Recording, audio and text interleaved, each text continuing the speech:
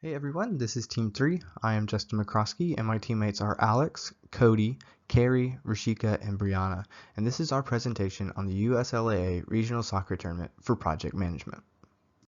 The USLAA is searching for a project management team to coordinate a project plan for a soccer tournament in a region with strong soccer support.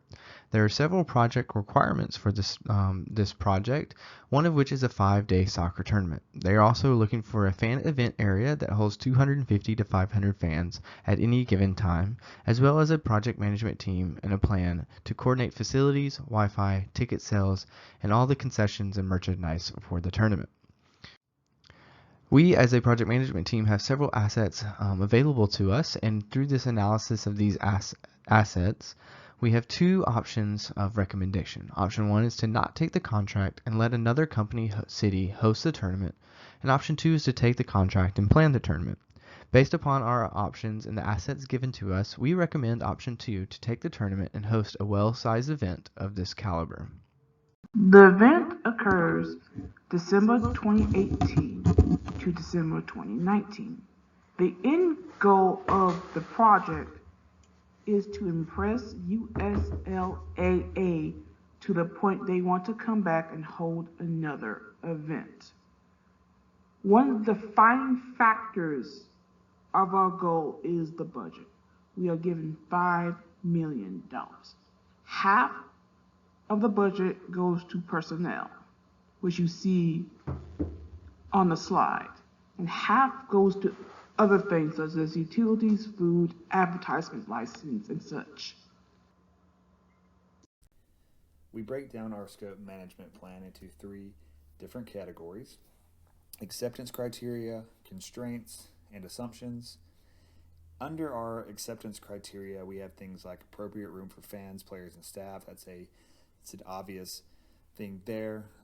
Having enough inventory and an adequate number for our customers is a key point. Two of the most important would be satisfaction of fans overall and satisfaction of our stakeholders. Under constraints and assumptions, these go hand in hand. Talking about constraints, we could have things like low attendance or high attendance occur. We could have things like run out of inventory or not meet enough inventory. And a big thing is fan experience. We want that to be great for the fans.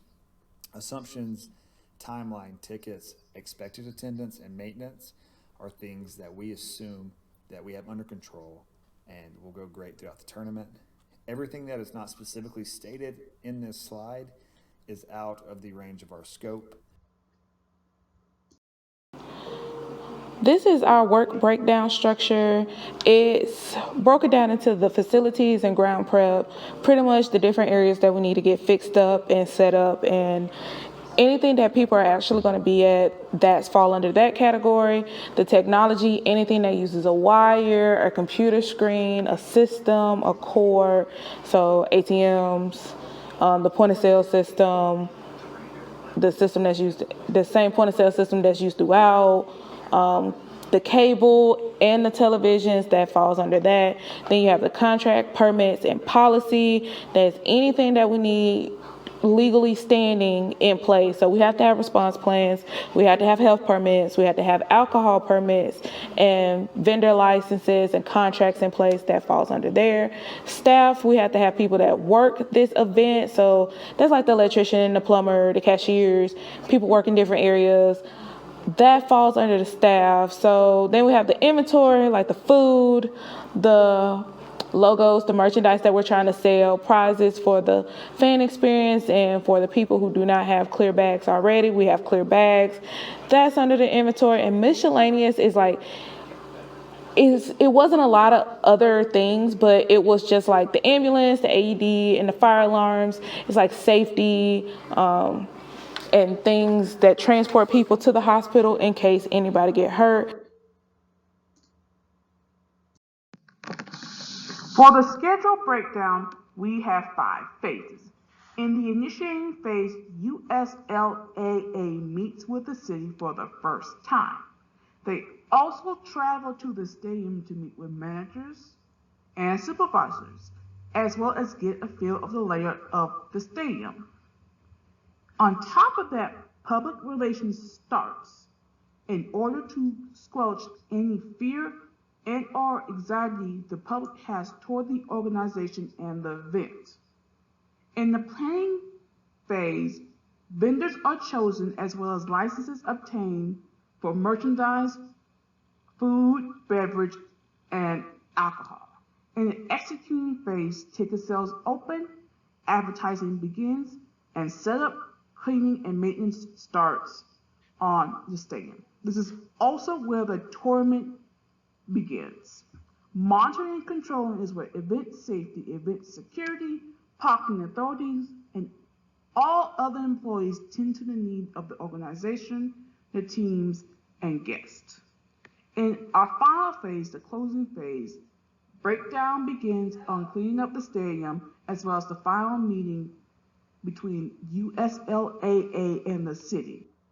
This slide shows the stakeholders for this project. This graph is categorized by the interest and power of those stakeholders.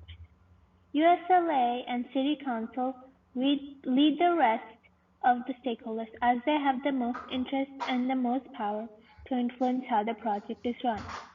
Local businesses have a supportive outlook towards the event and thus need little management, while in contrast, the neighborhood around the stadium are more resistant and need extra management. Superfans or VIPs have more interest in this project but have relatively less power over how the event is run.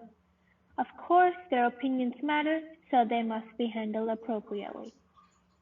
General citizens are neutral about this event, and they have neither interest or power. Event staff have the lowest of both variables, and the only management procedure to do with them is to make sure they stay neutral throughout the event. As part of the risk management plan to be presented to the USLAA, one of the important things about the production of this event was to ensure that stakeholders were minimized to the possibility of risk throughout the entirety of the project. We wanted to identify potential risks and come up with a plan that would potentially limit those risks. But one of the most important things involved in the risk management plan was to build a team that would not only recognize the risk involved, but also be able to hold each other accountable in deciding how to minimize the risk involved. So this team would involve 3 people, 1 person from the USLAA board, 1 person from the city council, and 1 person from the event production team, all of which would coordinate to make a unanimous decision of being a highlighted risk. As you can see in this slide, we've created a diagram highlighting the risk of weather and the different threat levels that weather may have on the event itself. There were many lessons learned within the project. Some of the good things, we did meet our scope, time, and cost goals that we set to start the project. Time was a set standard for us. The scope of our project was exceeded because of the extent of the project schedule breakdown that was created.